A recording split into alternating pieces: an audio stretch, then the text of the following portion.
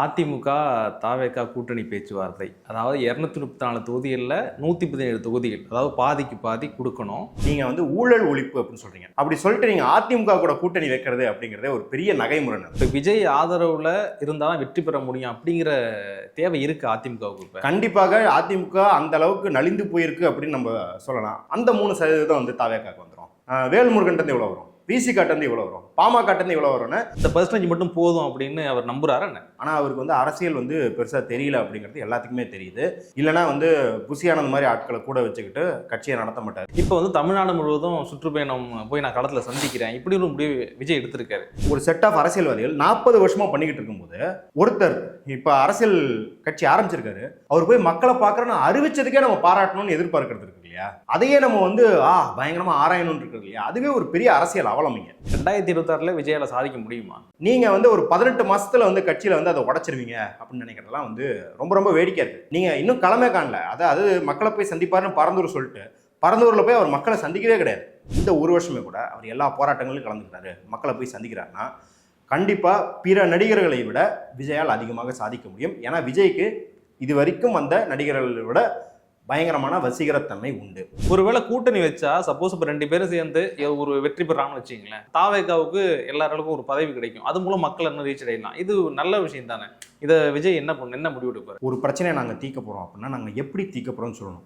அவங்க தீர்க்க மாட்டாங்க, நாங்கள் வந்தால் தீர்த்துருவோம் அப்படின்னு மக்கள்கிட்ட சொல்கிறது அது ஒரு போலித்தனம். பழைய அதிமுகவா மீண்டும் ஒன்றிணைய வாய்ப்பு இருக்கா? சப்போஸ் அப்படி ஒன்றிணைஞ்சா எப்படி இருக்கும்? இல்லை, அது கண்டிப்பாக அது ஒன்றிணைஞ்சா ரொம்ப காம்ப்ரமைஸ் போய் தான் ஒன்றிணைஞ்சிருக்கணும். ஆனால் இதுதான் ஒரு பெரிய முரண். எந்த பக்கம் போனாலும் அடிதான் இது. தமிழக கழக நேயர்களுக்கு வணக்கம். நான் சக்திமல்லி வீரப்பா. இன்று நம்மோடு சமூக செயல்பாட்டாளர் மதுர் சத்யா இணைந்திருக்கார். வணக்கம் சத்யா சார். வணக்கம். எப்படி இருக்கீங்க? நல்லா இருக்குங்க. அதிமுக தாவேகா கூட்டணி பேச்சுவார்த்தை. அதாவது 234 தொகுதிகளில் 117 தொகுதிகள், அதாவது பாதிக்கு பாதி கொடுக்கணும். இன்னொன்று 2.5 வருஷம், அதாவது இந்த கூட்டணியில் ஜெயிச்சா 2.5 வருஷம் விஜய் முதல்வராக தொடர்வார். இப்படி ஒரு கண்டிஷன் போட்டிருக்கதா ஒரு தகவல் இருக்கு. உண்மை என்ன? இல்லை, உண்மை என்ன அப்படின்னு நம்ம திரைமறைவில் நடக்கிறத ஊகிக்கலாம் வேணாம். இப்போ இதற்கான தேவை என்ன இருக்கிறது, ஏன் இந்த கூட்டணி அமையணும் அப்படிங்கிறதெல்லாம் நம்ம யோசிச்சு பார்க்கணும். முதல்ல தாவேகா என்ன சொல்கிறாங்க அப்படின்னா, கொள்கை அளவில் அவங்களுக்கு திமுக கூட முரண் கிடையாது. திராவிட கொள்கை தான் நாங்களும் வச்சுருக்கோம். அதே போல் பரந்தூரில் விமான நிலையம் வேணும்னு தான் சொல்கிற மொழியே விமான நிலையம் வேணுங்கிற கொள்கையை நாங்கள் ஏற்றுக்கிறோம். மும்மொழி கொள்கையை ஏற்றுக்காத கொள்கை எல்லாமே கொள்கையோடு ஒத்து போகிறோம். நடைமுறையில் தான் திமுக எங்களுக்கு எதிரி. அப்போ அதனால தான் என்ன சொல்கிறாங்கன்னா, கொள்கை எதிரி பாஜக, அரசியல் எதிரி திமுக அப்படின்னு சொல்கிறாங்க. அப்போ அப்படி இருக்கும்போது நீங்கள் இந்த கூட்டணியின் அடிப்படை என்ன? ஒன்று, பாஜகவுக்கு எதிராக கொள்கை ரீதியாகவே இந்த இந்தியா கூட்டணியை அமைச்சிருக்காங்க. பாஜகவின் எல்லா கொள்கையும் நாங்கள் ஏற்கல. அப்படி இல்லை, நீங்கள் நடைமுறை அப்படின்னும் போது அதிமுகவோட நீங்கள் கூட்டணி வைக்கிறீங்க அப்படின்னா நடைமுறையில் அதிமுக எப்படி திமுகவிலிருந்து வேறுபட்டு காட்டப்படுகிறது அப்படிங்கிறத நீங்கள் ப்ரூவ் பண்ணணும். அதனால தான் இப்போ அதிகாரப்பூர்வமாக வராமல் இன்னும் பாருங்கள், அதிமுக தரப்புல இருந்தும் சரி, தாவேகா தரப்புல இருந்தும் சரி, அதிகாரப்பூர்வமாக இந்த பேச்சுவார்த்தையை பற்றி செய்திகள்லாம் வரல. நம்ம கிட்ட கசிய விடுறாங்க. இந்த சர்வே எடுத்தாங்க, 20% வாக்கு வங்கி இருக்குது அப்படின்றதெல்லாம் கசிய விடுற செய்தி. இது நம்மளுக்கு அதிகாரப்பூர்வமாக தாவேகா பாருங்க எங்களுக்கு 20% வருது அப்படிலாம் சொல்றது கிடையாது. ஏன் அப்படின்னா இதுக்கு வெளியே இருந்து ப்ரெஷர் வரணும்னு பார்க்குறாங்க. இன்டர்னலாக அவங்களுக்கு ஒரு லாஜிக் கிடையாது ஏன் அதிமுக கூட கூட்டணி வைக்கணும் அப்படிங்கிறது. ஏன்னா நீங்கள் திமுகவோட பிரதானமாக எதிர்க்கிறதுக்கு என்ன சொல்றீங்கன்னா, நீங்க ஊழல் ஒழிப்பு அப்படின்னு சொல்றீங்க. அப்படி சொல்லிட்டு நீங்க அதிமுக கூட கூட்டணி வைக்கிறது அப்படிங்கிறதே ஒரு பெரிய நகைமுறை. இத்தனைக்கும் சொல்ல போனா அது மற்ற நடிகர்கள் அரசியலுக்கு செஞ்சா கூட அதை ஏற்றுக்கொண்டிருப்பாங்க மக்கள். நீங்க சர்க்கார் அப்படின்ற ஒரு படமே எடுத்து அதனால பெரிய பிரச்சனையாகி உங்க ரசிகர்களை அதிமுக தொண்டர்கள் தாக்குனதையும் அந்த சுவரொட்டிகள் எல்லாத்தையும் கிழிச்சு போட்டதையும் நம்ம பார்த்துருக்கோம். அப்படின்னும் போது நீங்க அதிமுக கூட கூட்டணி வைக்கிறீங்க அப்படின்றதுக்கு மக்கள்கிட்ட ஒரு நியாயத்தை தேடணும். நீங்க அதிமுக தாவேகா கூட்டணி கிடையாது. இப்ப திமுக, காங்கிரஸ், கம்யூனிஸ்ட் கட்சிகள் கூட்டணிக்குள்ளே பாத்தீங்கன்னா ஏகப்பட்ட கொள்கை முரண்கள் இருக்கு, சமரசங்கள் இருக்கு. ஆனா அதை அவங்க என்ன பண்ணிருக்காங்கன்னா 3 தேர்தலாக மக்கள்கிட்ட அந்த நியாயத்தை புரிய வச்சிருக்காங்க. ஒன்றும் இல்லை, இப்போ கம்யூனிஸ்ட் கட்சிகளுக்கும் திமுகவுக்கும் சாம்சங் விஷயமாகட்டும், சொத்துவரி விஷயமாகட்டும் பெரிய முரண் இருக்கு. விசிகாக்கு எடுத்துக்கிட்டா உள்ளொதுக்கீடுலேருந்து பல தலித் மக்கள் சார்ந்த பிரச்சனைகளில் பல முரண்கள் இருக்குது. காங்கிரஸுக்கும் திமுகவுக்குமே தேசியவாதம், அப்புறம் இங்கே இருக்கிற திராவிடத்துக்கான முரண் இருக்குது. ஆனால் அவங்க என்ன பண்ணியிருக்காங்க, இத்தனை முரண்களையும் தாண்டி இப்போ மும்மொழி கொள்கைக்கான போராட்டம் முந்தானத்து வள்ளுவர் கோட்டத்தில் நடந்தது. எல்லா கட்சியும் ஒன்று செஞ்சுட்டாங்க. அப்போ மக்களுக்கு என்ன இவங்க தெரிவிக்கிறாங்க அப்படின்னா, எங்கள் கொள்கை முரண்கள் சமரசங்கள்லாம் தாண்டி நாங்கள் இணைய வேண்டிய தேவை இருக்குன்னு களத்தில் ப்ரூவ் பண்ணி காட்டியிருக்காங்க ஒரு 3 தேர்தலாக. அப்படின்னும் போது மக்கள் அதுக்கான நியாயத்தை ஏத்துக்கிறாங்க இல்லையா? அதிமுக தாவேகா இணைவதற்கான அப்படி நியாயத்தை எங்க நீங்க ப்ரூவ் பண்ணுவீங்க? இல்லை, இப்போ ஜெயலலிதா, எம்ஜிஆர் அப்படிங்கிற மிகப்பெரிய ஆளுமைகள் உருவாக்கி வளர்த்துக்கிட்ட கட்சி. இப்போ விஜய் ஆதரவுல இருந்தாலும் வெற்றி பெற முடியும் அப்படிங்கிற தேவை இருக்கு அதிமுகவுக்கு. இப்போ கண்டிப்பாக அதிமுக அந்த அளவுக்கு நலிந்து போயிருக்கு அப்படின்னு நம்ம சொல்லலாம். ஆனாலும் நீங்க வந்து ஒரு தார்மீக அடிப்படையில் எடுத்து பாருங்க. அவர் விஜய் நடிகர் அப்படிங்கிறத விட்டுருவோம். அவர் எல்லாரும் அவர் என்ன சொல்றாங்க, அவரே சொல்றாரு நீ கூத்தாடின்னு விமர்சிக்கிறாங்க அப்படின்றாரு. நம்ம அந்த கூத்தாடி நடிகர் அந்த பாட்டு எல்லாத்தையுமே விட்டுருவோம். விட்டுட்டு அவர் என்ன பண்ணியிருக்காரு, நம்ம அதிமுகவை ஏகப்பட்ட இடத்துல விமர்சிக்கிறோம், எதிர்க்கிறோம். இருந்தாலும் அதிமுகன்ற கட்சி இங்கே 40 வருஷமா இருந்திருக்குது. அது வந்து ஏகப்பட்ட ஆட்சி செய்திருக்கு. ஆட்சியில் சத்துணவு திட்டம் போல, தொட்டில் குழந்தை திட்டம் போல பல திட்டங்களை நடைமுறைப்படுத்திருக்குது, பல தவறுகளை செய்திருக்குது. அப்போ அதுக்கு வரலாற்றில் ஏதோ ஒரு பங்கு இருக்குது. அப்படி இருக்கிற கட்சி இது வரைக்கும் தேர்தலையே களம் காணாத ஒரு கட்சிக்கிட்ட 2.5 வருஷம் நீங்கள் ஆட்சி பண்ணுங்க அப்படின்ற இடத்துக்கு பணிஞ்சு போகணும் அப்படிங்கிறதே வந்து ஒரு பெரிய வந்து அவமானமான நிலை. கண்டிப்பாக இதுக்கு அவங்க ஒத்துக்கிட்டாங்கனாலே அதுவே இவங்களுக்கு ஒரு தேர்தலில் ஒரு பெரிய அடி விழும். அதான் நீங்கள் சொன்ன மாதிரி எம்ஜிஆர், ஜெயலலிதா, அதுவும் எம்ஜிஆர் வந்து கலைஞர் போல ஒரு பெரிய அரசியல்வாதியை வந்து 13 வருஷம் ஆட்சியில் இல்லாமல் பார்த்துருக்காரு. ஜெயலலிதா அம்மா அவங்க வந்து 10 வருஷம் திமுக வந்து ஆட்சியில் இல்லாத அளவுக்கு என்ஷூர் பண்ணியிருக்காங்க. அப்படி இருக்கிற ஒரு கட்சி ஒரே தேர்தல், அதாவது 2021 மட்டும்தான் அவங்களுக்கு வந்து சட்டமன்ற தேர்தல், அதுக்கு அடுத்த சட்டமன்ற தேர்தலையே நாங்கள் வந்து விஜயை நம்பி 2.5 வருஷம் நாங்கள் பழி கொடுக்கணும் அப்படின்னு வந்தாலே அதுவே மக்கள் மனசில் ஒரு பெரிய அதிருப்தி ஏற்படுத்தும். அதுவே வந்து இவங்க கூட்டணிக்கு வாக்களிக்காததுக்கு ஒரு பெரிய காரணமாக அமையும். இப்போ நம்ம சொல்லும் போது இந்த விளக்கங்கள்லாம் சொல்லும் போது என்ன நினைப்பாங்கன்னா, நீ திமுக ஆதரவாக பேசுகிற அப்படின்வாங்க. நம்ம விமர்சனமே என்ன இருக்குன்னா, திமுக எதிர்ப்பையே இவர்கள் ஒழுங்காக செய்யவில்லை அப்படின்றது தான். ஏன்னா இப்போ கள்ளக்குறிச்சியில் ஒரு 60 பேர் இறந்து போயிருக்காங்க. அதை எந்த அளவுக்கு ஒரு பெரிய போராட்டமாக்கியிருக்கணும், திமுக தொண்டர்களுக்காகட்டும் இல்லை தலைவர்களுக்காகட்டும் உறக்கமே இல்லாத அளவுக்கு ஒரு கொடசலை கொடுத்துருவோம். ஏன்னா இப்போ நான் வந்து நேரில் பார்த்துருக்கேன், சின்ன வயசில் வந்து எங்கள் ஊரில் பார்த்துருக்கேன். இப்போ வீரபாண்டி ஆறுமுகம் செய்த ஒரு நடவடிக்கை மக்களை பாதிக்குது அப்படின்னும் போது அங்கே இருக்கிற அதிமுக தொண்டர்களும் அங்கே இருக்கிற அதிமுக நிர்வாகிகளும் அதை எப்படி பயன்படுத்திக்கிட்டு அடுத்த பல எலெக்ஷனில் அதிமுக மட்டும்தான் அங்கே வந்து ஜெயிக்கிற மாதிரி, லோக்கல் பாடி எலெக்ஷன் ஆகட்டும், எம்எல்ஏ எலெக்ஷன் ஆகட்டும், அதிமுக தான் ஜெயிக்கிற மாதிரியான ஒரு சூழலை ஏற்படுத்தினாங்க. அன்னைக்கே அப்போ வந்து ஜெயலலிதா அம்மாவோட தலைமை இருந்தது. இப்போ இருக்கிற பிரச்சனைகளை வந்து இவங்களால வந்து பயன்படுத்தி கொள்ள முடியல அப்படின்னா இது வந்து எடப்பாடி அவர்களின் கையாளாகத்தனம் அப்படின்றத நம்ம பார்க்குறோம். ஏன்னா 3 தேர்தலில் வரிசையாக தோக்கிறது அப்படிங்கிறது எம்ஜிஆர் காலத்துலையோ ஜெயலலிதா அம்மா காலத்துலையோ நடந்ததே கிடையாது. ஒன்று சட்டமன்றத்தில் ஜெயிச்சுட்டா நாடாளுமன்றத்தில் தோப்பாங்க, இல்லை நாடாளுமன்றத்தில் க்ளீன் ஸ்வீப் பண்ணுவாங்க, சட்டமன்றத்தில் வந்து தோப்பாங்க, இல்லை வந்து திமுக வந்து கூட்டணியோட ஜெயிக்கும் அப்படிங்கிறத நம்ம பார்த்துருக்க முடியாது. 3 தேர்தலை க்ளீன் ஸ்வீப் பண்ணுற மாதிரியான தோல்வி அவங்க கண்டதே கிடையாது. அப்படின்னு இருக்கும்போது இப்போ திருப்பி அவங்க விஜயோட போய் சேர்ந்தாங்க அப்படின்னா இவங்க என்ன யூகிக்கிறாங்க அப்படின்னா, பல இந்த வியூக வகுப்பாளர்கள் இல்லை வந்து மூத்த பத்திரிகையாளர்கள் அப்புறம் இங்கேயே இருக்கிற அறிவாளி மல்லிகள்னு சொல்லிக்கிறவங்களாம் என்ன பண்ணுறாங்கன்னா அரித்தமெட்டிக் மாதிரி பார்க்குறாங்க. ஓ, அதிமுகக்கு இத்தனை சதவீதம் இருக்குது, இவங்களுக்கு அத்தனை சதவீதம் இருக்குது. என்ன சொல்கிறாங்கன்னா, இப்போ சீமான் வந்து 8% வாங்குறாரு, அது அடுத்த தேர்தலில் 4%, 5% ஆயிடுச்சு. அந்த 3% வந்து தாவேக்காக்கு வந்துடும். வேல்முருகன்ட்டு இவ்வளோ வரும், விசிகாட்டேருந்து இவ்வளோ வரும், பாமகட்டேருந்து இவ்வளோ வரும்னு எல்லாத்தையும் 3+3+2+1+1 போட்டு 15% 20%, அதிமுகவுக்கு வந்து ஒரு 25% 30%, பாரு இப்போ 50% போட்டால் ஆட்சியை பிடிச்சிடலாம் அப்படின்னு இவ்வளோ எளிமையான அரித்தமெட்டிக் கால்குலேஷனாக இருந்தால் தமிழ் மக்களை தான் நம்ம இழிவுபடுத்துறோம்னு அர்த்தம். ஆதவ ஒரிஜினா விசிகாவிலேருந்து இப்போ விஜய் கட்சியில் ஜாயின் பண்ணாரு. அடுத்து பிரசாந்த் கிஷோரோட ஒரு விஜய் மீட்டிங். இதுக்கு பிறகு என்ன அப்படின்னா, தனிய கட்சி ஆரம்பிச்சிருந்தாரு பிரசாந்த் கிஷோர், ஆனால் வெற்றி பெற முடியல. இப்படியான ஒரு நிலைப்பாடு இருக்கும்போது விஜய்க்கு இதெல்லாம் தெரியாதா? அவர் பார்க்க மாட்டாரா? இந்த பர்சன்டேஜ் மட்டும் போதும் அப்படின்னு அவர் நம்புறாரா என்ன? இல்லை, கண்டிப்பாக எனக்கு என்ன தெரியுதுன்னா, விஜய் வந்து ஒரு அதாவது என்ன சொல்றேன்னா ஒரு வெல் மீனிங்காக நிஜமாலுமே மக்களுக்கு நல்லது பண்ணு கூட நினைக்கலாம். ஆனால் அவருக்கு வந்து அரசியல் வந்து பெருசாக தெரியல அப்படிங்கிறது எல்லாத்துக்குமே தெரியுது.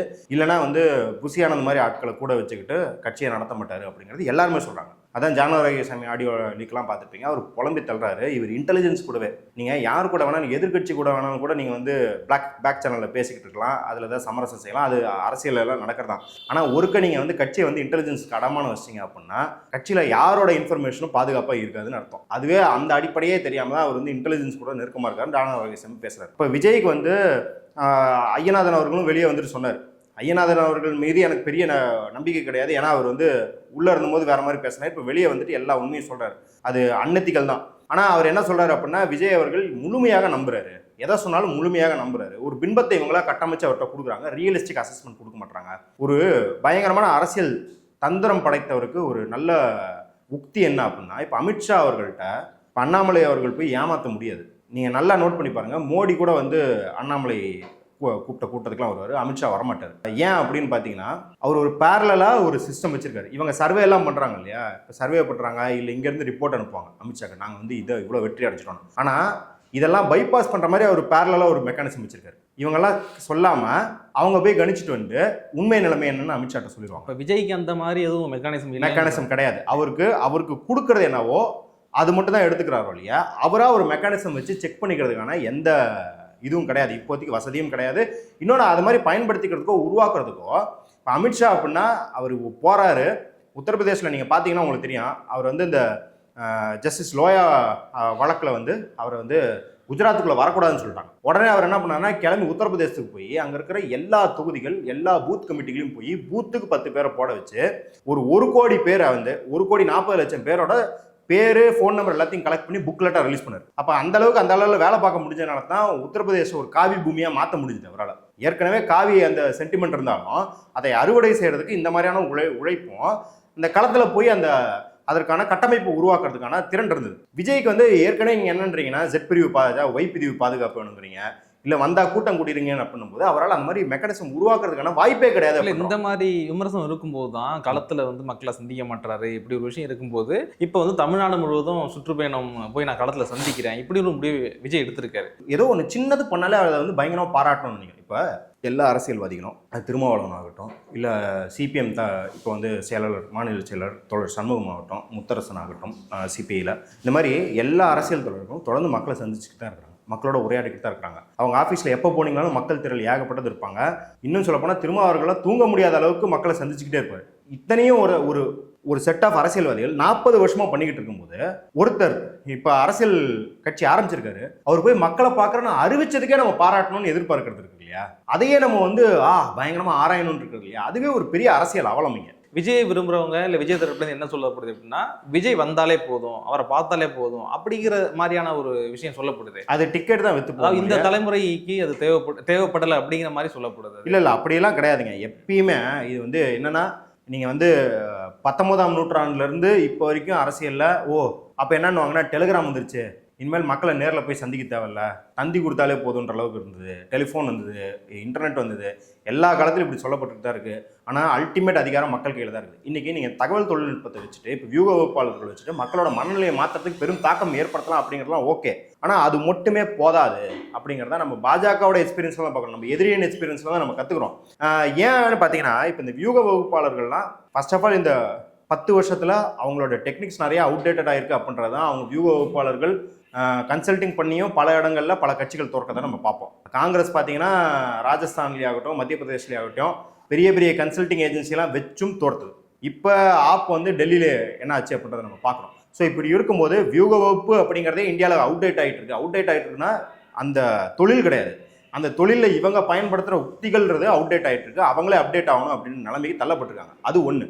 இன்னொன்று, இப்போ பெரிய கட்சிகள்லாம் இப்போ வந்து திமுக போன்ற பெரிய கட்சிகள் வியூக வகுப்பாளர்களை எப்படி யூஸ் பண்ணுறாங்க அப்படின்னா, வியூகம்ன்றது எங்களுக்கு தெரியும், அதை நாங்கள் பண்ணிக்கிறோம், நாங்கள் பண்ணிக்கிட்டு இருந்த வேலையெல்லாம். இப்போ ஒரு காலத்தில் வந்து ப்ராடக்ட் கம்பெனிஸ்லாம் என்ன பண்ணுவாங்கன்னா, இப்போ இந்துஸ்தான் யூனிலிவர் இருக்குன்னா அந்த சோப்பு சீப்பு அவங்க விற்கிறதெல்லாம் இருக்கு இல்லையா, அதுக்கு அவங்களே மார்க்கெட்டிங் பண்ணிப்பாங்க, இன்னோஸ் மார்க்கெட்டிங் டீம் வச்சு பண்ணிப்பாங்க. ஆனால் இப்போ அந்த ஆப்ரேஷன்ஸ்லாம் ரொம்ப பெருசாகிறதுனால என்ன பண்ணுறாங்கன்னா, பல மார்க்கெட்டிங் ஏஜென்சிஸ்க்கு அவுட் சோர்ஸ் பண்ணுறாங்க இல்லையா. அதே போல் அரசியல் என்ன பண்ணுறாங்கன்னா, தங்களோட மெசேஜை கொண்டு போய் விற்பனை செய்வதற்கு இந்த மார்க்கெட்டிங் ஸ்ட்ராட்டஜி, மீடியா ஸ்ட்ராட்டஜி இதெல்லாம் வந்து அவுட் சோர்ஸ் பண்ணுறாங்க இல்லையா. இவங்களா கட்சிக்கு ஒரு பேஸ் எல்லாம் உருவாக்கி கொடுக்கறது கிடையாது. யாரு இப்போ பிரசாந்த் கிஷோர் ஆகட்டும், சுனில் ஆகட்டும், ஏற்கனவே இருக்கிற பேஸை எப்படி நீங்கள் வந்து சிந்தாமல் சதராமல் அந்த ஓட்டை வந்து உள்ளே கொண்டு வரதுக்கான மீடியா ஸ்ட்ராட்டஜியும் marketing strategy, digital marketing strategy தான் இவங்க பண்ணுறாங்க. அப்படின்னு இருக்கும்போது தாவேக்காக்கு ஒரு பேஸ் கிடையாது. இப்போது வரைக்கும் பேஸே அவங்க உருவாக்குவாங்க அப்படின்னு நினச்சிட்டு இருந்தீங்கன்னா அது ஒரு கனவு உலகம். அந்த பேஸை நீங்கள் எப்படி உருவாக்கணும்னா, திமுகவுக்கு எதிரான தீவிரமான களப்போராட்டங்களை தான் நீங்கள் உருவாக்க முடியும்.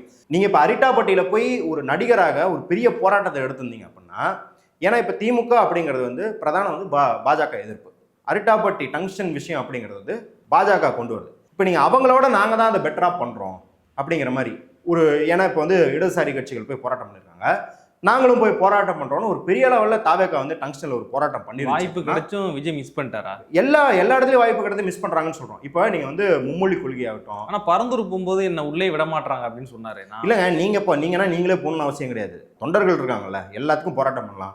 இன்னும் சொல்ல போனா கம்யூனிஸ்ட் கட்சி தொண்டர்களாகட்டும், விசிக தொண்டர்களாகட்டும், அவங்களும் போராட்டம் பண்ணி கைது தானே ஆகுறாங்க. நீங்கள் சொத்து வரிக்கு கோயம்புத்தூர் திருப்பூர் பகுதிகளில் போராட்டம் பண்ணாங்க, கம்யூனிஸ்ட் தொண்டர்கள் கைதானாங்க. டங்ஷனில் கம்யூனிஸ்ட் கட்சி தொண்டர்களும் இன்னும் பிற சூழியல் ஆர்வலர்களும் கைது செய்யப்பட்டு வழக்கு வேற பதியப்பட்டிருக்கு. எல்லா போராட்டத்திலையும் அது நடக்குது. அப்படின்னும் போது உங்க தொண்டர்களுக்கு மட்டும் நீங்க வந்து வழக்கு வாங்கக்கூடாது, மண்டபரஸ்ட் கூட ஆகக்கூடாது அப்படின்னு நினைச்சீங்கன்னா கட்சி வளரவே வளராது. அப்ப எல்லா இருக்குன்னு கிடையாது.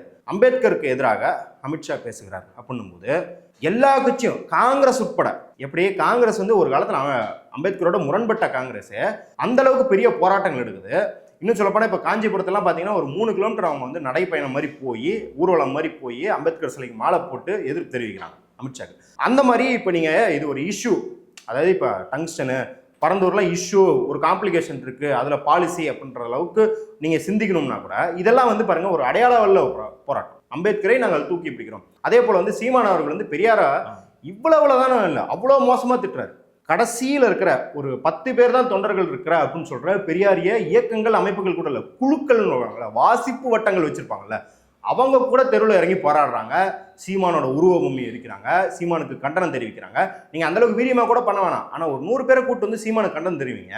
அப்ப இது மாதிரி எந்த ஆப்பர்ச்சுனிட்டி, நான் வந்து பெரிய லெவல்ல இருந்து சொல்றேன். இப்போ வந்து டங்ஸ்டனோ இல்ல பரந்தூர்ன்றது பெரிய பாலிசி டிசிஷன், மும்மொழி கொள்கை அப்படின்றது வந்து ஒரு நீண்ட கால பாலிசி டிசிஷன். அது வந்து மத்திய அரசை எதிர்த்து போராடுறது. அண்ணா பல்கலைக்கழகத்தில் எல்லா கட்சியும் போராடிச்சு. அது வந்து கூட்டணி கட்சியாகட்டும் எதிர்கட்சியாகட்டும், அதிமுக வந்து ரொம்ப நாள் கழிச்சு அதிமுக போராட்டம் பண்ணதை அது அண்ணா பல்கலைக்கழகம் தான் பண்ணுது. ஆனால் அதுலேயே நீங்கள் என்ன பண்ணீங்கன்னா, நான் வந்து ஒரு அண்ணனா இருக்கேன், உங்களுக்குலாம் பாதுகாவலனா இருக்கேன்னு ஒரு லெட்டர் தான் விட்டீங்க அப்படின்னும் போது திருப்பி நீங்கள் என்ன பண்ணுறீங்கன்னா, பிரசாந்த் கிஷோரோ இல்லை ஆதவ அர்ஜுனோ யாராக இருந்தாலும் அவங்க வேலையை நீங்கள் ஈஸியாக மாட்டுறீங்க. நீங்கள் ஒரு களத்தில் ஒரு பேஸ் களம் கண்டிருந்தீங்கன்னா அவங்க வந்து இந்த பேஸ் வந்து இப்படி உருவாகி இருக்கு, ஏற்கனவே ஒரு டெஸ்டட் ஸ்ட்ராட்டஜி இருக்கு, அதை நம்ம வந்து விலக்கி வைக்கலாமா, பயன்படுத்திக்கலாமான்னு அவங்களுக்கு ஒரு ஐடியா இருக்கும். இப்போ எதுவுமே இல்லாமல் அவங்க பிளாங்க் ஸ்லேட்ல ஆரம்பிக்கிறாங்க.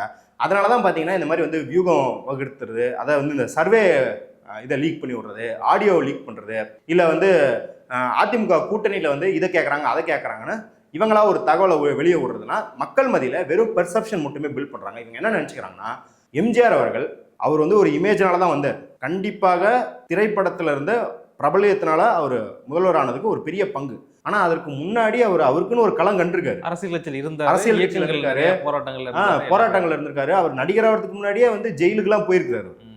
கருத்துக்களை படத்தின் மூலமாவே சொல்லியிருக்காரு. நீங்க என்ன பண்றீங்கன்னா, இது வரைக்கும் அம்பேத்கர் பெரியார வந்து ஒரே ஒரு இடத்துல வந்து ஒரு பாட்டில் வச்சிருப்பீங்க. பெரியார படிச்சு விட்டா கண்களில் நெருப்பு வரும்னு ஒரே ஒரு இடத்துல பாட்டில் வச்சிருப்பீங்க. அதே போல அம்பேத்கரை எங்கேயாவது ஒரு இடத்துல ஒரு போட்டோ தான் வச்சிருப்பீங்க இல்லையா?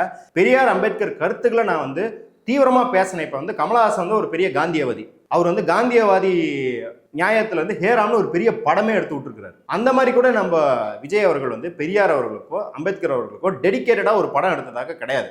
அப்படி இருக்கும்போது அதை நீங்க வந்து இங்க வந்து எம்ஜிஆருக்கு ஏற்கனவே ப்ரூவ் பண்ணிட்டு வந்தோம், அவர் களத்துல அந்த நியாயத்தை வந்து மக்கள்கிட்ட கொண்டு போய் சேர்த்தரும் போது நீங்க அதை ப்ரூவ் பண்ணவே இல்லை.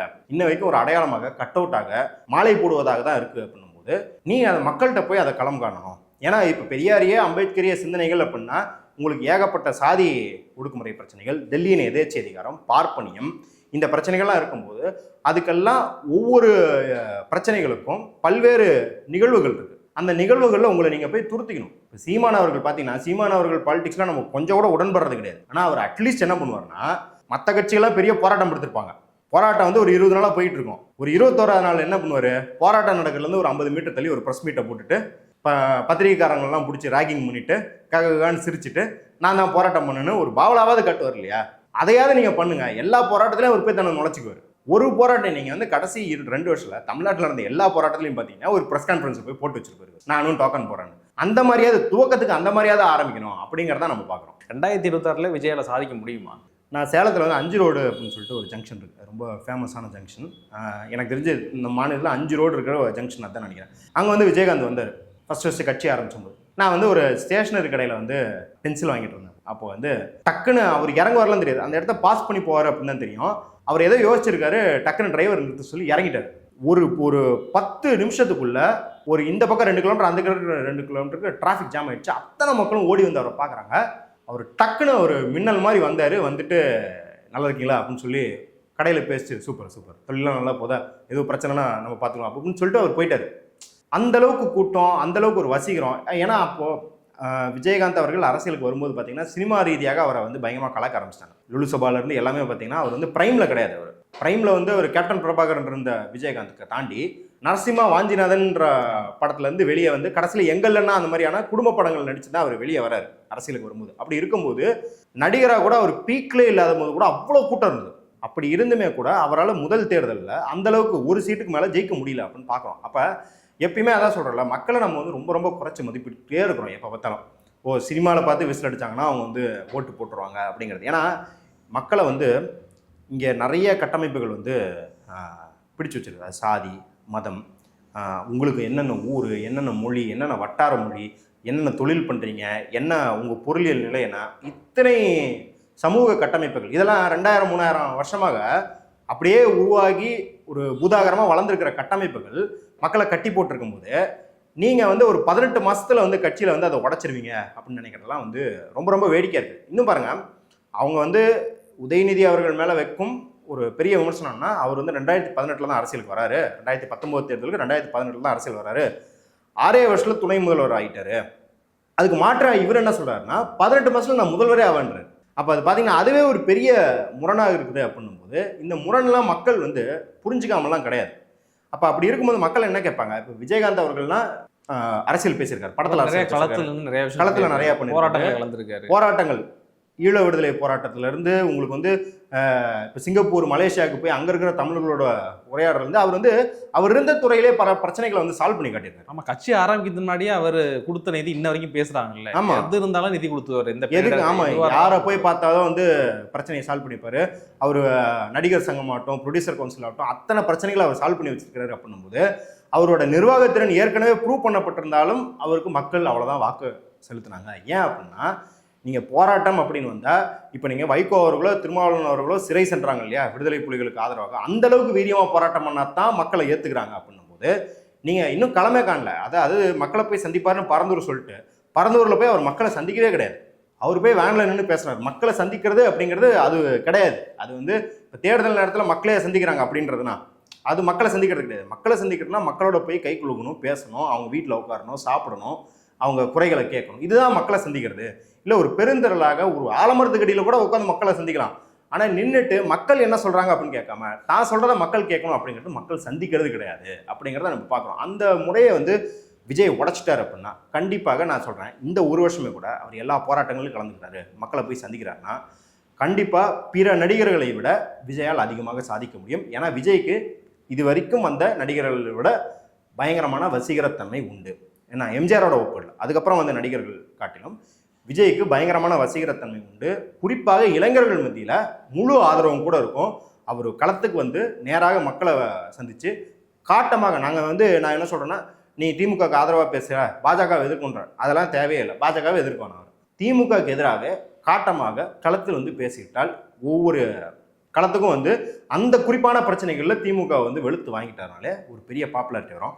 ஆனால் அதை கூட செய்ய மறுக்கிறாரு விஜய் அப்படிங்கிறதா ஒரு பரிதாபமான நிலைமையில இருக்குது. விஜயை சுற்றி அதாவது அவர் செய்கிறாரோ இல்லையோ அவரை வந்து ரொம்ப பிரபலப்படுத்துறதுல ரொம்ப குறியாக இருக்காங்க. அதாவது அவரோட இமேஜை சேர்த்து இந்த விஷயங்களும் எக்ஸ்ட்ரா போகுது, அதுதான் உண்மை இருக்குது இப்படிங்கிற ஒரு கருத்தும் இருக்குது. இல்லை, கரெக்டாக இது வந்து ஊதி பெருக்கப்பட்ட இமேஜ். அது வந்து விஜய்க்குன்னு கிடையாது, ஜென்ரலாகவே பெரிய நடிகர்கள்னு பார்த்தீங்க அப்படின்னா எனக்குலாம் வந்து ரொம்ப கோபமாக வர்றது என்னென்னா, இந்த அவங்க படங்கள் ரிலீஸ் ஆகும்போது அதில் ரஜினிகாந்த் அவர்கள் படமோ, விஜய் படமோ, அஜித் படமோ, பெரிய நடிகர்கள் படம் ரிலீஸ் ஆகிட்டா அவங்க நேரடியாக பேட்டி கொடுக்கறது கிடையாது. அஜித்தோ, விஜயோ, ரஜினியோ அவங்க நேரடியாக பேட்டி கொடுக்கறது கிடையாதுன்னு சொல்லிட்டு என்ன பண்ணுவாங்க அப்படின்னா, அங்கே அந்த செட்டில் நடிச்சிருந்த எல்லாத்தையும் கூப்பிட்டு, இப்போ அர்ஜுன் தாஸ் நடிச்சிருக்காரு மாஸ்டரில், இல்லை அஜித் கூட வந்து ஒரு பெரிய நல்ல குணச்சித்திர நடிகர், பெரிய நடிகர், அவரோட மூத்த நடிகரே நடிச்சிருக்காரு, அவங்கள கூப்பிட்டு அவங்களோட நடிப்பு திறனை பற்றியோ அவங்க எப்படி ஒரு காட்சி அணுகிறாங்க அப்படின்றத பற்றி கேட்காம, விஜய் சார் எந்த காரில் வருவார், விஜய் சார் வந்து இல்லை அஜித் சார் வந்து நல்லா பேசுவாரா, அவர் வந்து தூக்கம் வந்து அவர் குறைவுன்னு சொல்கிறாங்களே கரெக்டாக, இந்த மாதிரி கேள்விகள்லாம் இது இந்த ஆர்டிஸ்டை அவமானப்படுத்துறது. நீங்கள் அஜித், விஜய், ரஜினி படத்தில் நடிச்சிட்டிங்க அப்படின்றதுனால அவங்கள்ட்ட இன்டர்வியூ எடுக்க முடியாதுன்றனால இவங்களை உட்கார வச்சு எல்லா இன்ஃபர்மேஷனும் கரெக்டாக அது வந்து ஒரு பெரிய பின்பத்தை அப்படியே கிரியேட் பண்ணுறது. அவங்க வந்து நம்ம ரீச்லேயே இல்லாத ஒரு கடவுள் போன்றவங்கன்ற ஒரு இமேஜை வந்து சினிமா பிளான் செய்யப்பட்டு தான் பண்ணுறாங்க. இது ஒரு பிஆர் தான், எல்லா நடிகர்களுக்குமே நடக்கிற பிஆர் தான். அது வந்து தோனி முன்கொண்டு தோனி, விராட் கோலி, எல்லா செலிபிரிட்டிகளை நீங்கள் எடுத்துக்கிட்டிங்கனாலும் பிளான் பண்ணி நடக்கிற பிஆர் தான். இப்போ அதுவே அரசியல் களத்துக்கு வரும்போது என்ன ஆகுது அப்படின்னா, நீங்கள் பாருங்களேன், எந்தெந்த இஷ்யூவெல்லாம் வந்து டிபேட் பண்ணப்படுது டிவியில், அது வந்து உள்நோக்கத்தோடு பண்ணப்படுது அப்படிங்கிறது ஒரு பகுதி தான். இன்னொரு பகுதி பார்த்தீங்கன்னா, நாங்கள் ஏன் உட்காந்து ஏதாவது ஒரு கொள்கையோ ஒரு திட்டத்தையோ நுணுக்கமாக நாங்கள் ஏன் வந்து பேசிக்கிட்டு இருக்கோம்? இப்போ வக்வாரிய சட்டம் இருக்குது. வக்வாரிய சட்டங்கிறது இங்கே இருக்கிற இஸ்லாமியர்கள் நிலத்தை அபகரிக்கிற சட்டம். அதை பற்றி எவ்வளோ டிபேட் பண்ணியிருக்கோம், அதான் விஜயை பற்றி எவ்வளோ டிபேட் பண்ணியிருக்கோன்னு பாருங்களேன். ஏன்னா வக்வாரிய சட்டம்னு நீங்கள் 2 நாள் 3 நாளைக்கு மேலே பேசுனீங்கன்னா மக்கள் வந்து டிஆர்பி உங்களுக்கு வந்து ஏறாது. ஆனால் விஜய் பற்றினா ஏதோ சுவாரஸ்யமாக பேசுகிறாங்கப்பான்னு மக்கள் பார்க்குறாங்க அப்படின்னு நம்ம தான் மக்களை அப்படி பழக்கப்படுத்தி வச்சுருக்கோம். ஆனால் மக்களுக்கு உண்மை என்னன்னு தெரியும். மக்களுக்கு உண்மை என்னன்றது தெரியும். என்ன அப்படின்னா அவங்க வந்து ஏற்கனவே வேலைக்கு போயிட்டு வராங்க, ஏகப்பட்ட சுமைகள் இருக்குது அப்படின்னும்போது எது என்டர்டெயின்மெண்ட்டாக இருக்குதோ அந்த என்டர்டெயின்மெண்ட்டை பார்க்குறாங்க. நியூஸ் பார்க்குறதும் பார்த்தீங்கன்னா அதுக்குள்ளே பல நியூஸ் பார்க்கலாம், அதுக்குள்ளே எது இருக்கல என்டர்டெய்னிங்காக இருக்குதோ நீங்களே சொல்லுங்கள். இன்றைக்கி வந்து சூழியல் பிரச்சனையை பற்றி ஒரு நியூஸ் பார்க்குறது சுவாரஸ்யமாக இருக்குமா, இல்லை விஜயை பற்றி பார்க்குறது சுவாரஸ்யமாக இருக்குன்னா, இல்லை விஜய் இல்லை சீமான்னா இன்னும் சுவாரஸ்யமாக இருக்கும். அவர் கண்ணமேனி திட்டிட்டு இருப்பார், அதை உட்காந்து பார்த்துட்டு சிரிச்சிட்டு இருக்கலாம். ஸோ அந்த மாதிரி நியூஸ் பார்க்குறாங்க அப்படின்னு தெரிஞ்சு தான் இந்த டிவி சேனல் எல்லாத்தையும் பண்ணுறாங்க. இன்னொன்று, கண்டிப்பாகவே ஒரு ஆன்டி டிஎம்கே வேவ் இல்லை ஆன்டி டிஎம்கே இன்டென்ஷன்ஸ் இருக்கிறவங்க விஜயை வந்து ஊதிப்பு இருக்கிறாங்க அப்படின்னு சொல்லலாம். ஈவன் ப்ரோ டிஎம்கேவாக இருக்கிற ஊடகங்கள் கூட ஒரு விஜயோ இல்லை சீமானையோ முன்னிலைப்படுத்தினா அதுக்கு எதிராக இருக்கும்போது திமுகவோட வலிமை இன்னும் பெருசாக காட்டலாம் அப்படின்னு இது 2 பக்கம்லேருந்தே பார்த்தீங்கன்னா ஒரு ஊட்டி வளர்க்கப்பட்ட இமேஜாக தான் இருக்கும் இல்லையா. 2026 இந்த நீர்க்குமிழி இந்த பபுளை வந்து டப்புன்னு உடச்சு விடும் அப்படிங்கிறத நம்ம பார்க்குறோம். ஒருவேளை கூட்டணி வச்சா சப்போஸ் இப்போ 2 பேரும் சேர்ந்து ஒரு வெற்றி பெறாங்கன்னு வச்சுங்களேன், தாவேகாவுக்கு எல்லாருக்கும் ஒரு பதவி கிடைக்கும், அது மூலம் மக்கள் என்ன ரீச் அடையலாம். இது நல்ல விஷயம் தானே. இதை விஜய் என்ன முடிவு எடுப்பார்? ஒரு பிரச்சனையை நாங்கள் தீர்க்க போகிறோம் அப்படின்னா நாங்கள் எப்படி தீர்க்க போகிறோம்னு சொல்லணும். அவங்க தீர்க்க மாட்டாங்க, நாங்கள் வந்தால் தீர்த்துருவோம் அப்படின்னு மக்கள்கிட்ட சொல்கிறது வந்து அது ஒரு போலித்தனம். ஊழலை ஒழிப்போம் அப்படின்னு சொல்கிறீங்க, ஊழலை எப்படி ஒழிக்க போகிறோன்னு சொல்லணும். நம்ம நாங்கள் வந்தால் ஊழல், அதாவது நீங்கள் என்ன சொல்கிறீங்கன்னா நம்பிக்கை வைக்க சொல்கிறீங்க, கடவுள் மேலே நம்பிக்கை, அதாவது எனக்கு கண்ணு தெரியாத கடவுள் மேலே நம்பிக்கைன்ற மாதிரி என் மேலே நம்பிக்கை வைங்கன்னு கேட்குறீங்க. அப்படி கூடாது. ஊழல் ஒழிப்புனா இப்போ வந்து ஃபார் எக்ஸாம்பிள் வந்து எங்களுக்கு தெரிஞ்ச ராஜஸ்தானில் இந்த ஒரு குழு வந்து பில்வாரா பிரின்சிபல்ஸ்னு ஒரு 6 பிரின்சிபல் விட்டுருக்காங்க. பல அரசியல் சிந்தனையாளர்கள் அவங்கவுங்க ஒரு செட் ஆஃப் கோட்பாடுகள் வச்சுருப்பாங்க. ஊழலை எப்படி ஒழிக்கிறது, ஊழலுங்கிறது வந்து நீங்கள் வந்து இந்தியன் படத்தில் வர மாதிரி கத்தி சதந்து கூட்டினா ஒழியாது, இல்லை வந்து கடுமையான சட்டங்கள் போடுறோம் அப்படின்னா ஒழியாது. உதாரணத்துக்கு நான் ஒன்று சொல்கிறேன், ஒரு டிஸ்கிரிஷன் ஒன்று சொல்லுவாங்க. இப்போ வந்து ஒரு சட்டம் எடுத்துக்கிட்டிங்கன்னா அந்த சட்டம் ஒரு 20 கிளாஸ் 30 கிளாஸ் இருக்கும். அதில் ஏதோ ஒரு இடத்துல under the discretion of the concerning ஆஃபீஸர்னு இருக்கும். அதாவது இதர வரைக்கும் நாங்கள் விதியை விதிச்சிட்டோம், இதற்கு மேலே என்ன நடக்கணுன்றதை அந்த ஆஃபீஸர் முடிவு பண்ணிக்கணும்னு விட்டுருவாங்க. அப்போ அந்த முடிவு பண்ணிக்கணுன்ற இடத்துல ஆஃபீஸருக்கு என்ன ஆகுதுன்னா ஒரு அதிகாரம் வந்து சேர்க்கப்படுது. அந்த அதிகாரத்தை ஒரு துஷ்பிரயோகம் பண்ணுவார். அப்போ என்ன பண்ணுவாங்கன்னா ஒரு சட்டம் எடுத்தால் ஃபுல்லாக ரிவ்யூ பண்ணி இந்த மாதிரி இருக்கிற இடத்த இருக்கிறதுலே எவ்வளோக்கெவ்வளோ கம்மியாக்கணுமோ அவ்வளோக்கெவ்வளோ ஊழல் குறையும் அப்படிங்கிறது ஒரு பிரின்சிபல். இது நான் வந்து சும்மா ஒரு உதாரணத்துக்கு சொல்கிறேன். இந்த மாதிரி வந்து பல பிரின்சிபல்கள் இருக்குது.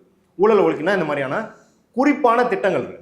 அப்போ நீங்கள் வந்து ஊழல் ஒழிக்கிறது இல்லை நாங்கள் ஆட்சிக்கு போய் உட்காந்துட்டா மக்களுக்கு நல்லது அப்படின்னா நாங்கள் என்னத்தை டிஃப்ரெண்ட்டாக செய்வோன்றதை நீங்கள் வந்து கொள்கை ரீதியாக சொல்லணும். திமுகவுக்கும் எங்களுக்கும் ஒரே கொள்கை தான், ஆனால் அவங்க அந்த கொள்கையை நடைமுறைப்படுத்த மாட்டாங்க, ஊழல் பண்ணுறாங்க. ஆனால் நாங்கள் நடைமுறைப்படுத்துவோம், நாங்கள் ஊழல் பண்ண மாட்டோம் அப்படின்னா சரி, அப்போ நீங்களே ஊழல் பண்ண மாட்டீங்க அப்படின்னா லோக்பால் மாதிரி ஒரு சட்டம் இருக்கு இல்லையா, உங்களுக்கு நீங்களே கடிவாளம் போட்டுக்கிற மாதிரி எதையாவது ஒரு திட்டத்தை அறிவிப்பீங்களா?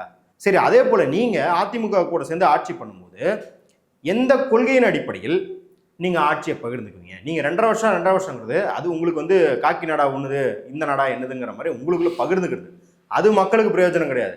எந்த கொள்கை அடிப்படையில், எந்த வரையறை அடிப்படையில் நீங்கள் வந்து இதற்கு மேலே போனால் நாங்கள் வந்து இந்த கூட்டணியை இருக்க மாட்டோம், இதற்கு உள்ள அந்த கூட்டணியில் தான் நாங்கள் இருப்போம். இப்போ வந்து காங்கிரஸ் கூட வந்து 2004 வந்து கம்யூனிஸ்ட் கட்சிகளும் திமுக போன்ற கட்சிகள் மதிமுக போன்ற கட்சிகள் ஒரு குறைந்தபட்ச வேலைத்திட்டம் காமன் மினிமம் ப்ரோக்ராம்னு ஒன்று போட்டாங்க இல்லையா. இந்தந்த கொள்கைகள்லாம் நீங்கள் நடைமுறைப்படுத்தினா தான் நாங்கள் கூட்டணியில் இருப்போம் தான். 100 நாள் வேலை திட்டம், இங்கே இருக்கிற வன பாதுகாப்பு சட்டம், தகவல் அறியும் சட்டம் எல்லாத்தையும் அதில் தான் கொண்டு வந்தாங்க காமன் மினிமம் ப்ரோக்ராம். அந்த மாதிரி அதிமுக கூட நீங்கள் ஒரு காமன் மினிமம் ப்ரோக்ராம் போட்டு மக்கள்கிட்ட வச்சா கண்டிப்பாக அந்த கூட்டணி ஜெயிச்சா அந்த காமன் மினிமம் ப்ரோக்ராமை நடைமுறைப்படுத்தினா மக்களுக்கு நல்லது தான். ஆனால் அப்படி ஒரு ப்ரோக்ராம் இருக்கிற மாதிரியே நம்மளுக்கு தெரியல. அவங்க கூட்டணி தான் பேசுகிறாங்க இல்லையா. ஒரு போராட்டத்தில் கூட அவங்க 2 பேரும் இணைஞ்சு இது வரைக்கும் நம்ம பார்க்கல. அப்படின்னும்போது இது வந்து காற்றுல வடை சுடுறதா இருக்குது. அவங்க வடையை நம்ம தட்டில் போட்டு கொடுத்தா அதுக்கப்புறம் சாப்பிடலாம், இன்ன வரைக்கும் அது காற்றுல தான் இருக்கு அப்படின்றத நம்ம பார்க்குறோம். 2026 ஒரு பெருங்கூட்டணியோட அதிமுக தேர்தலை சந்திக்கும் அப்படின்னு எடப்பாடி சொல்லியிருக்காரு. அந்த பெருங்கூட்டணியில் வேற எந்த கட்சியிலையும் வாய்ப்பு இருக்கு. இன்னொரு பக்கம் செங்கோட்டையன் எடப்பாடிக்குள்ள ஒரு பிரச்சனை அப்படின்னு போயிட்டு இருக்கு. செங்கோட்டையன் மூலமா பாஜக அதிமுக உள்ள வர பார்க்குறாங்க, இல்லை மீண்டும் பாஜக அதிமுக கூட்டணி வரும் இப்படிங்கிற ஒரு கருத்தும் இருக்கு.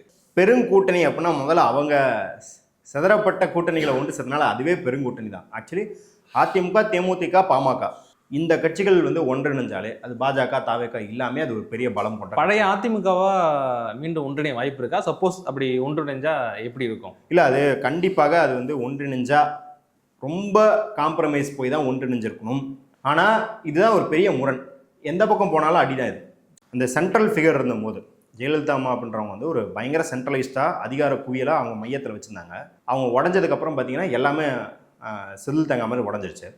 இன்னொன்று, தமிழ்நாட்டில் வந்து நீங்கள் வந்து முதல்வர் ஆகிறதுக்கு அப்படின்னு பார்த்தீங்கன்னா எப்பயுமே ஒரு மைனாரிட்டி காஸ்டில் இருந்தால் முதல்வராக முடியுது. ஏன் அப்படின்னா ஒரு மெஜாரிட்டி காஸ்ட் இப்போ வந்து கவுண்டர் அப்படின்றவங்க வந்து பெரிய மக்கள் தொகை இருக்கிறாங்க அப்படின்னும்போது அது என்ன ஆயிடுதுன்னா அதுக்கு இணையாக மக்கள் தொகை இருக்கவங்களுக்கு ஒரு எதிர் மாதிரி கட்டமைக்கப்பட்டிருக்கு. அதனால தான் இது வந்து இந்த கூட்டணி உடையிறதுக்கு பெரிய காரணம் உங்களுக்கே தெரிஞ்சிருக்கும். அதுதான்.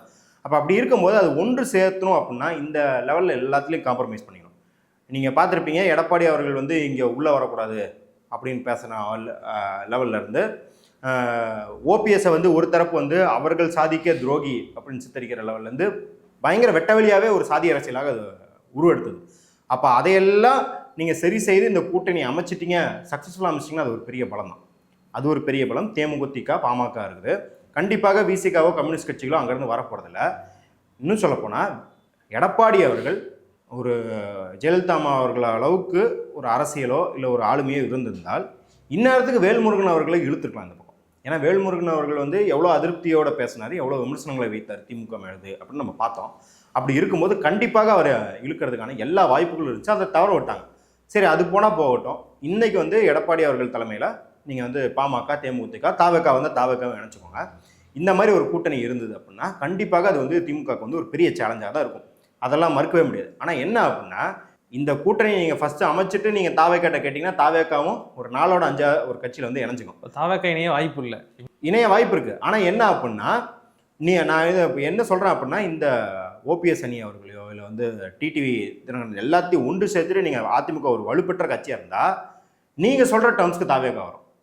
இப்போ என்ன நிலைமையில் இருக்கீங்கன்னா தாவேக்கா வந்து எலெக்ஷனே களம் காணல அப்படின்னா கூட உங்கள்கிட்ட டேர்ம்ஸ் டிக்டேட் பண்ணுற அளவுக்கு நீங்கள் வச்சுருக்கிறீங்க அப்படின்ற ஒரு அவல நிலை இருக்குது அப்படின்றத பார்க்குறோம். இப்போ இது வந்து உள்முரண் வெளி முரண் சொல்லுவாங்க. வெளியில் இருக்கிற முரண் வந்து பெரிய முரண் கிடையாது, அவருக்கு உள்ளே இருக்கிற முரண் தான் பெரிய முரண். அதை அவர் ஃபிக்ஸ் பண்ணிட்டாரு, எடப்பாடி அவர்கள் ஃபிக்ஸ் பண்ணிட்டாருனால 60% 70% வேலை அவருக்கு ஏற்கனவே பூர்த்தி செய்யப்பட்டதாக இருக்கும். உங்கள் நேரத்துக்கு ரொம்ப நன்றி சார்.